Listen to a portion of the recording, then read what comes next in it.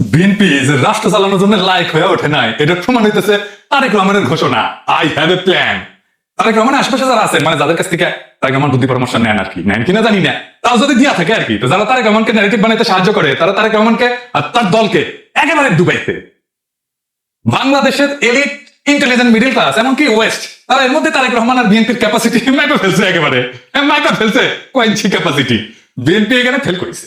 আগে আমার অনুমান ছিল বিএনপি এলিট মিডিল ক্লাসের ভোট পাবে, আমার এখন মনে হচ্ছে না যে তারা সেটা পাবে।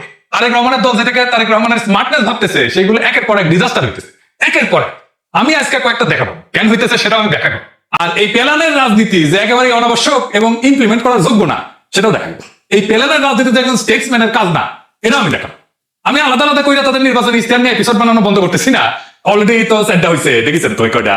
ওটা আল্লাহর রাস্তায় চলবে, আসেন আল্লাহর রাস্তায় শুরু করি তারেক রহমানের ডিজাস্টার গুলো এবং তারপরে পেলানের রাজনীতি কেন স্টেটসম্যানশিপ